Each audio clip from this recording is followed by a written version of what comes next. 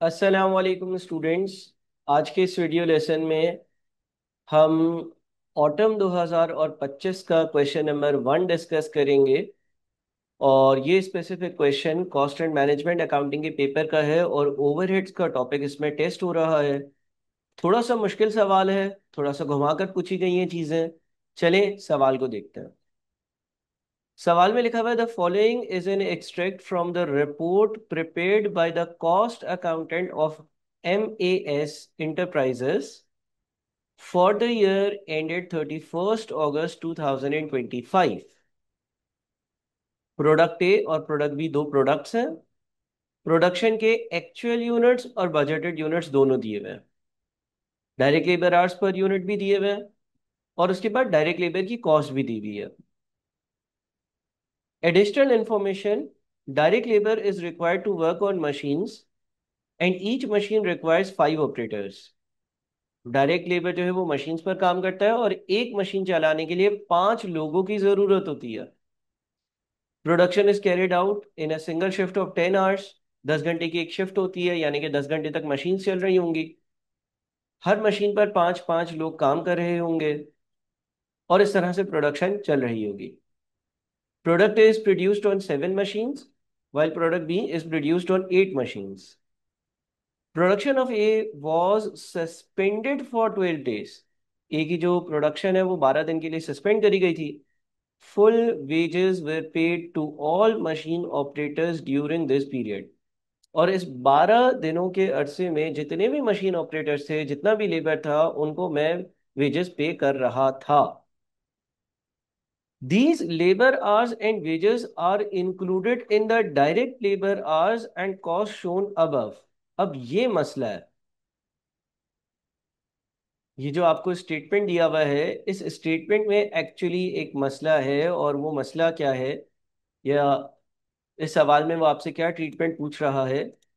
देखिए, जब labour idle होता है ना, जब लेबर काम नहीं कर रहा, एक्टिव वर्किंग नहीं हो रही है, प्रोडक्शन नहीं हो रही है यूनिट्स की, और लेबर अगर सैलरी लेकर जा रहा है, तो वो सैलरी, ऐसी सैलरी जब लेबर एक्टिवली काम नहीं कर रहा था, ऐसी सैलरी ओवरहेड्स में जाती है। वो मेरी डायरेक्ट लेबर की कॉस्ट नहीं है। डायरेक्ट लेबर की कॉस्ट तब होती है जब लेबर एक्टिवली काम कर रहा हो। लेकिन यहाँ पर क्या लिखा हुआ था, यहाँ पर लिखा हुआ था 12 दिनों के लिए काम सस्पेंड हुआ हुआ था और एक ही कोई प्रोडक्शन नहीं हो रही थी। और इस वक्त में अगर मैं कोई सैलरी दे रहा था तो वो डायरेक्ट लेबर में शामिल नहीं होनी चाहिए। यहाँ पे लिखा हुआ है दीज लेबर आवर्स, यानी कि इन 12 दिनों के लेबर आवर्स एंड वेजेस, और इस लेबर को पे करी हुई wages are included in direct labour hours and cost shown above. यानी कि इसका मतलब ये हो गया कि यहाँ पर जो ये मैंने डायरेक्ट लेबर की कॉस्ट कैलकुलेट करी है, ये ठीक नहीं है। और डायरेक्ट लेबर के जो नंबर ऑफ आवर्स होंगे, जितने घंटे लेबर ने काम किया है एक्चुअली प्रोडक्ट ए के लिए, वो भी ठीक नहीं है। वो घंटे जब प्रोडक्ट ए नहीं बन रहा था, इन 12 दिनों के घंटे और इन 12 दिनों की कॉस्ट ओवरहेड्स का पार्ट होनी चाहिए। Actual factory overheads recorded in the books amounted to rupees 59.6 million compared with the budget of rupees 16 million। MS applies a single overheads absorption rate based on direct labor hours। overheads absorption rate जो है वो calculate होता है direct labour our की basis पर। Compute the under or over absorbed factory overheads and record the journal entries to close the same। अब यहाँ पर ये चीज याद रखिएगा कि अंडर या ओवर अप्लाइड दोनों में से कुछ भी हो, उसको कैलकुलेट करने के लिए मैंने आपको 3 स्टेप अप्रोच सिखाई हुई है। आपकी किसी भी सवाल में अगर अंडर या ओवर अप्लाइड कैलकुलेट करना है, तो जो आप लोगों का स्टेप नंबर वन होगा, वो होगा कि आप ओवरहेड्स एब्जॉर्प्शन रेट कैलकुलेट करेंगे। और यहाँ पर ओवरहेड्स एब्जॉर्प्शन रेट कैलकुलेट करने के लिए जो बेसिस दी हुई है वो डायरेक्ट लेबर आवर्स की दी हुई है। तो पहला स्टेप होगा budgeted overheads divided by budgeted labour hours. Step number 2, जो आप लोगों का सेकंड स्टेप होना चाहिए, कभी भी आपको अंडर ओवर अप्लाइड कैलकुलेट करना है, तो वो होना चाहिए एब्जॉर्ब। और एब्जॉर्ब कैसे आता है, ओ ए आर। यहाँ पे ओ ए आर पर डायरेक्ट लेबर आ रहा है, तो हम इसको मल्टीप्लाई करेंगे एक्चुअल डायरेक्ट लेबर आवर्स से। और स्टेप नंबर 3 मेरा क्या होना चाहिए? स्टेप नंबर 3 मेरा क्या होना चाहिए? स्टेप नंबर 3 मेरा होना चाहिए कि मैं एब्जॉर्ब को कंपेयर कर लूं किससे? एक्चुअल से। अगर एब्जॉर्ब ज्यादा है ओवर एब्जॉर्ब, और अगर एब्जॉर्ब कम है तो अंडर एब्जॉर्ब होगा। इसका मतलब ये हो गया कि स्टेप नंबर 1 के लिए मुझे बजटेड ओवरहेड्स की जरूरत है, ये पहली इंफॉर्मेशन है जो मुझे चाहिए होगी। बजटेड लेबर आवर्स की जरूरत है, ये दूसरी इंफॉर्मेशन है जो मुझे चाहिए होगी। एक्चुअल डायरेक्ट लेबर आवर्स की जरूरत है ताकि मैं एब्जॉर्ब निकाल सकूं, ये तीसरी इंफॉर्मेशन है मुझे चाहिए होगी। और फिर एक्चुअल ओवरहेड्स की अमाउंट चाहिए होगी, यानी कि मुझे चार चीजें चाहिए: budgeted overheads, budgeted labour hours, actual labour hours, और एक्चुअल ओवरहेड्स की अमाउंट। सवाल में सामने ही सामने हमें बाआसानी सवाल ने हमें बिल्कुल ही सामने एक्चुअल फैक्ट्री ओवरहेड्स की अमाउंट दे दी है, और लिखा हुआ है कि actual factory overheads recorded in the books amounted to 59.6 million. अब यहाँ पर हम अगर step by step approach follow करेंगे तो आपको बजटेड आवर्स कैसे मिल सकते हैं? देखिए, यूनिट्स दिए हुए हैं, ए के डायरेक्ट लेबर आवर्स दिए हुए हैं, बी के यूनिट्स दिए हुए हैं, बी के लेबर आवर्स दिए हुए हैं। इनको मल्टीप्लाई कर कर, यानी कि 56,000 मल्टीप्लाइड बाई 2 और 80,000 मल्टीप्लाइड बाई 1.6 से आपके पास जो आपके बजटेड लेबर आवर्स हैं वो आ जाएंगे। उसके बाद आप ओएआर यानी कि ओवरहेड्स एब्जॉर्प्शन रेट कैलकुलेट करेंगे। बजटेड ओवरहेड्स को कैलकुलेट कर कर आपके पास यहाँ पर बजटेड ओवरहेड्स और एक्चुअल ओवरहेड्स पॉइंट नंबर 5 में दिए हुए हैं, इससे आपका ओवरहेड्स एब्जॉर्प्शन रेट आएगा। उसके बाद फिर आप उनको एक्चुअल आवर्स से मल्टीप्लाई करेंगे। जब एक्चुअल आवर्स की कैलकुलेशंस आएगी तो इस चीज़ का ख्याल रखेंगे कि पॉइंट नंबर 4 को हमें केटर करना है, और एक्चुअल ओवरहेड्स के केस में भी हमें इस चीज़ का ख्याल रखना होगा। अब यहाँ पर मैं चाहूंगा कि एक बार तो आप इस सवाल को एक बार दोबारा से रीड कर लें और 3 स्टेप अप्रोच देख लें। Step 1 overheads absorption rate calculate करना, स्टेप नंबर 2 एब्जॉर्ब कैलकुलेट करना, और स्टेप नंबर 3 एब्जॉर्ब और एक्चुअल को कंपेयर कर कर अंडर या ओवर एब्जॉर्ब या अंडर या ओवर अप्लाइड कैलकुलेट करना। यहाँ पर करें वीडियो को पॉज और इस सवाल को 1 से 2 बार दोहरा लें, रिपीट कर लें, देख लें। आई होप कि आप लोगों ने इस सवाल को 1 2 बार रीड किया होगा। चलें अब इसके सोल्यूशन पर चलते हैं और मजीद जो डिस्कशन है वो करते हैं। देखिए, सबसे पहले बजटेड लेबर आवर्स की बात कर लेते हैं। 56,000 यूनिट्स इंटू 2 और 80,000 इंटू 1.6, 240,000 टोटल आ जाते हैं, और ये 240,000 यहाँ आ गए। ये सारी आपकी बजटेड इंफॉर्मेशन है। प्रोडक्ट ए के 56,000 units multiplied by 2, product B के 80,000 यूनिट्स मल्टीप्लाइड बाई 1.6, और इनको मैंने टोटल कर लिया। मुझे अपने पास ओवरहेड्स एब्जॉर्प्शन रेट कैलकुलेट करने के लिए ये वाली इंफॉर्मेशन की नीड थी। स्टेप नंबर 1 क्या होता है? ओवरहेड्स एब्जॉर्प्शन रेट कैलकुलेट करना। ओवरहेड्स एब्जॉर्प्शन रेट कैलकुलेट करने के लिए मुझे budgeted overheads divided by budgeted labour hours करना था। यहाँ से आगे बजटेड लेबर आवर्स और budgeted overheads as it is मुझे सवाल में दिए हुए हैं। Budgeted overheads as it is सवाल में गिवन है।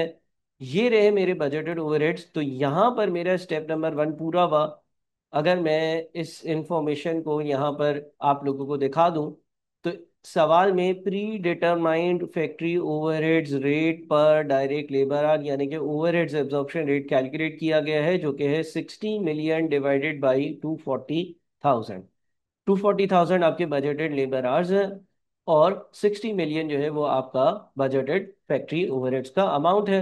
ओ ए आर आपका आ गया 250। स्टेप नंबर 2 जो है वो है आपका एब्जॉर्ब्ड कैलकुलेट करना। एब्जॉर्ब्ड कैलकुलेट करने के लिए मुझे ओ ए आर चाहिए होता है, वो 250 है, और मुझे चाहिए होते हैं एक्चुअल लेबर आवर्स। अब एक्चुअल लेबर आवर्स कैसे आएंगे? देखें, 54,000 यूनिट्स ए के बनाए, एक्चुअली एक यूनिट पर 2.04 लगा, और 86,000 यूनिट्स बी के बनाए और एक्चुअली एक यूनिट पर 1.58 लगा। तो 54,000 इंटू 2.04 प्लस 86,000 इंटू 1.58। लेकिन ये याद रखिएगा कि ये पॉइंट नंबर 4 की एडजस्टमेंट करनी है। पॉइंट नंबर 4 के हिसाब से 12 दिन ए की प्रोडक्शन नहीं हुई, जिसमें लेबर ने काम तो किया, उनको सैलरी तो मिली, लेकिन सवाल ये कहता था कि इनके नंबर ऑफ आवर्स मैंने एक्चुअल लेबर आवर्स में इंक्लूड कर दिए और इनको पे करने वाली जो तनख्वाह है वो डायरेक्ट लेबर के कॉस्ट में इंक्लूड कर दी है। हालांकि अगर एक्टिव प्रोडक्शन ना हो रही हो और लेबर काम कर रहा हो तो वो नंबर ऑफ आवर्स स्पेसिफिकली आपके पास डायरेक्ट लेबर आवर्स में नहीं आते। वो आपके पास डायरेक्ट लेबर आवर्स में नहीं आते और उसकी कॉस्ट भी ओवरहेड्स में जाती है, डायरेक्ट लेबर की कॉस्ट में नहीं जाती। तो अब ऐसे आवर्स कितने होंगे, गौर से सुनिएगा। 12 दिन लेबर जो है, 12 दिन लेबर जो है वो काम नहीं कर रही और हर दिन 10 घंटे की शिफ्ट होती है, यानी कि 10 घंटे मशीन खुली भी होती हैं और हर मशीन को चलाने के लिए 5 लोग चाहिए और प्रोडक्ट ए के लिए 7 मशीन्स हैं, 7 मशीन्स हैं। ठीक है, देखिए 5 लोग एक मशीन को चला रहे होते हैं, एक मशीन पे 10 लोग काम कर रहे होते हैं। एक मशीन पे, सॉरी 10 नहीं, एक मशीन पे 5 लोग काम कर रहे होते हैं और एक दिन में वो 10 घंटे मशीन चलती है। तो हर बंदा 10 घंटे काम कर रहा होगा ना। एक मशीन है, अगर वो 10 घंटे चल रही है और उसमें 5 मजदूर उस मशीन को चला रहे हैं तो हर मजदूर काम कर रहा है पूरा दिन। एक मशीन चल रही है और इस चीज को समझिए कि उस मशीन को चलाने के लिए 5 लोगों की जरूरत है। तो वो मशीन तो एक है, अलबत्ता उस एक मशीन को चलाने के लिए एक ही वक्त पर 5 लोग काम कर रहे हैं। तो इसका मतलब एक मशीन को चलाने के लिए लेबर आवर्स कितने चाहिए होते हैं, 50। 10 घंटे मशीन चलती है, बहरहाल उस 10 घंटे के दौरान 5 लोग उस मशीन के साथ काम कर रहे होते हैं। तो इसका मतलब जब 10 घंटे मशीन चलती है तो 50 घंटे लेबर के लगते हैं, 5 × 10। और ऐसी 7 मशीन्स हैं। तो अगर मैं यहाँ पर ये वर्किंग देख लूँ, जो मेरे पास एक्चुअल लेबर आवर्स की है 54,000 इंटू 2.04, 86,000 इंटू 1.58, ये तो सिंपल है जो सवाल में दिया हुआ था। इससे जो टोटल आया इसको हमें एडजस्ट करना है 7 × 5 × 10 × 12 से। 7 आपके पास जो है वो क्या है, नंबर ऑफ मशीन्स है, इंटू 5, 5 क्या है, नंबर ऑफ ऑपरेटर्स है। हर मशीन पर 5 लोग चाहिए तो 7 मशीन पर 35 लोग काम कर रहे होंगे। हर बंदा 10 घंटे काम करता है क्योंकि 10 घंटे जब मशीन चलती है तो हर बंदा उसके साथ साथ काम कर रहा होता है। तो 35 लोग जो है वो उन 7 मशीन को लगा चलाने के लिए काम कर रहे हैं और हर बंदा अगर 10 घंटे काम कर रहा है तो 350 घंटे वे एक दिन के, और 12 से मल्टीप्लाई कर दिया तो 12 दिनों के टोटल नंबर ऑफ आवर्स आ गए। ये मैंने ऊपर वाले आवर्स में से माइनस किए तो मेरे पास एक्चुअल लेबर आवर्स 241,840 का आंसर आ जाता है। 241,840 मेरे एक्चुअल लेबर आवर्स है। अब क्या होगा भाई, आपने यहाँ पर actual factory overheads as given जो आपके पास सवाल में दिए हुए थे 59.6 मिलियन के, वो लिखे। 59.6 मिलियन के एक्चुअल फैक्ट्री ओवरहेड्स है। इसमें आपने ऐड कर दिया wages for idle hours. Sir ये क्या ऐड हो रहा है, देखिए मैंने आपको बताया ना कि अगर लेबर एक्टिव काम नहीं कर रहा और उस वक्त मैं लेबर को तनख्वाह दे रहा हूं तो ऐसी तनख्वाह डायरेक्ट लेबर कॉस्ट का पार्ट नहीं बनती बल्कि वो ओवरहेड्स का पार्ट बनती है। अब सवाल में ये लिखा हुआ था कि मैंने इस तनख्वाह को डायरेक्ट लेबर की कॉस्ट में शामिल कर लिया है, हालांकि यहाँ पर शामिल नहीं होना चाहिए था बल्कि इस 59.6 में शामिल होना चाहिए था। तो मैंने क्या किया कि 59.6 को मैं एडजस्ट कर रहा हूँ। 4,200 घंटे, 4,200 घंटे, ये जो मैंने यहाँ से नंबर ऑफ आवर्स भी एक्चुअल से निकाले ये इनडायरेक्ट लेबर वाले आवर्स हैं। और 305 का रेट कैसे आया सर, 305 का रेट कैसे आया। देखिए अगर हम प्रोडक्ट ए की बात करते हैं, क्योंकि प्रोडक्ट ए की मशीन्स बंद थी, प्रोडक्ट ए की लेबर की कॉस्ट कितनी है, 33,598,800। कितने घंटों की है, 54,000 इंटू 2.04। 54,000 इंटू 2.04 से actual number of labour hours आएंगे। 54,000 इंटू 2.04 से 54,000 इंटू 2.04 से एक्चुअल डायरेक्ट लेबर आवर्स आएंगे जितने घंटे काम हुआ है। और उन घंटों के मैंने टोटल 33,598,800 पे किए हैं। तो मैं पहले पर आवर अमाउंट कैलकुलेट कर रहा हूँ। पर आवर अमाउंट कुछ इस तरह से कैलकुलेट हो जी रही है कि 33,598,800 पे करे जा रहे हैं। 33,598,800 पे करे जा रहे हैं कितने घंटों के लिए, 54,000 इंटू 2.04, इतने घंटों के लिए। तो ऊपर टोटल लेबर कॉस्ट है, नीचे नंबर ऑफ आवर्स है। इससे मुझे क्या चलेगा, इससे मुझे पता चल जाएगा कि मेरे लेबर की जो आर्ली कॉस्ट है वो कितनी है, और वो 305 है। एक घंटे की लेबर जो है वो 305 रुपये लेता है। तो 4200 घंटों के 305 रुपये के हिसाब से 128.000 हुए। ये मेरे पास करेक्टेड एक्चुअल फैक्ट्री ओवरहेड्स है। अब इसमें वो जो आइडल आवर्स की तनख्वाह है वो भी शामिल है। एब्जॉर्ब कैलकुलेट करने के लिए क्या करते हैं, जैसे कि मैंने स्टेप नंबर 2 में बताया आप लोगों को, actual direct labour hours multiplied by overheads absorption rate. ये आपके पास जो है वो एब्जॉर्ब्ड आ गया। अब एब्जॉर्ब 60460000 बन रहा है, और एक्चुअल जो है वो 60881000 बन रहा है, यानी कि अंडर एब्जॉर्ब वाला केस है। अंडर एब्जॉर्ब कितने का है? 421,000 का अंडर एब्जॉर्ब है। कितने का अंडर एब्जॉर्ब है? 421,000 का अंडर एब्जॉर्ब है। अंडर एब्जॉर्ब एक्चुअली कैसे आ रहा है? इस 60881000 और 60460000 का आप डिफरेंस ले लें, आपके पास 421,000 का अंडर एब्जॉर्ब आ रहा होगा। ठीक है जी। Under absorb profit and loss account में जाकर एक्सपेंस आउट होता है। आप उसको एक्सपेंसेस में शामिल कर देते हैं। जब वो एक्सपेंसेस में शामिल होता है तो वो प्रॉफिट को ऑटोमेटिकली रिड्यूस कर देता है। अच्छा, मैं कुछ एक्स्ट्रा और भी चीज़ें आपके साथ करना चाह रहा हूँ इस सवाल में। मैं चाह रहा हूँ कि मैं आप लोगों को फैक्ट्री ओवरहेड्स का अकाउंट और एक्चुअल की, एब्जॉर्ब की और अंडर एब्जॉर्ब की, तीनों की डबल एंट्रीज बता दूँ।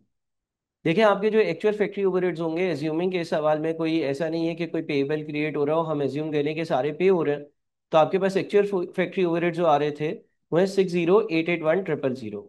इसकी एंट्री पास हो जाएगी 60881000।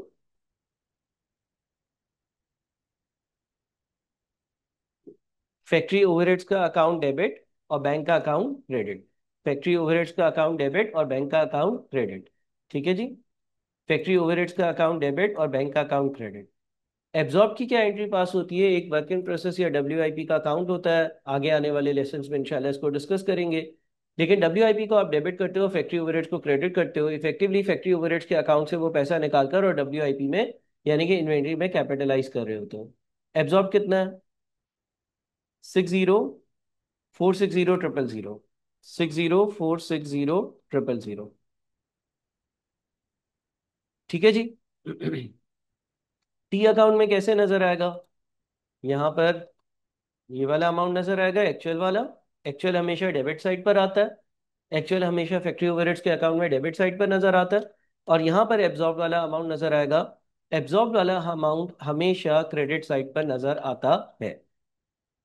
अगर अंडर एब्जॉर्ब्ड होता है, अगर अंडर एब्जॉर्ब्ड होता है तो वो यहां नजर आता है। अगर अंडर एब्जॉर्ब्ड होता है तो वो यहां नजर आता है। अगर ओवर एब्जॉर्ब्ड होता है ना तो इस जगह नजर आता। अंडर एब्जॉर्ब्ड होगा तो कहाँ नजर आएगा? अंडर एब्जॉर्ब्ड होगा ना, अंडर एब्जॉर्ब्ड होगा। जिस तरह से यहाँ पर अंडर एब्जॉर्ब्ड है, इतना खर्चा था, इतना इन्वेंट्री में शामिल कर लिया तो बाकी शामिल होने से रह गया। Under absorb profit and loss account में एक्सपेंस आउट होता है और फैक्ट्री ओवरहेड्स के अकाउंट में क्रेडिट साइड पर नजर आ रहा होता है। और अगर ओवर एब्जॉर्ब होता तो फैक्ट्री ओवरहेड्स का अकाउंट डेबिट और P&L का अकाउंट क्रेडिट होता। और ये भी याद रखिएगा कि जब साल खत्म होता है तो इस अकाउंट का जो कोई ब्रॉड डाउन कैरी डाउन क्या होता है? नहीं, ब्रॉड डाउन कैरी डाउन नहीं होता, क्योंकि इफेक्टिवली यही बैलेंसिंग फिगर है जो प्रॉफिट एंड लॉस अकाउंट में चला जाता है। अगर तो अंडर अब्जॉर्ब्ड है, तो उस केस में P&L डेबिट, फैक्ट्री ओवरहेड्स का अकाउंट क्रेडिट आपको क्रेडिट साइड पर नजर आएगा। अगर ओवर एब्जॉर्ब्ड होता तो फैक्ट्री ओवरहेड्स का अकाउंट डेबिट और P&L का अकाउंट क्रेडिट, यानी कि एज अ इनकम नजर आ रहा होता। यहाँ पर एज अ एक्सपेंस नजर आ रहा है। तो ये हमने पूरा सवाल डिस्कस किया। और इन 3 स्टेप्स को भी ज़रूर याद रखिएगा। ज़रूरी नहीं है कि आप वही फॉर्मेट, वही स्ट्रक्चर और उसी तरह से इस सवाल को सॉल्व करें जिस तरह से ICAP ने किया है। बहरहाल आप अपनी सारी वर्किंग्स दिखाकर स्टेप 1, स्टेप 2, स्टेप 3 की हेडिंग के हिसाब से भी सवाल को कर सकते थे। काइंडली सवाल को अच्छे से देख लीजिएगा। कोई मसला हो तो मुझे ज़रूर बताइएगा। Thank you so much. अल्लाह हाफिज़।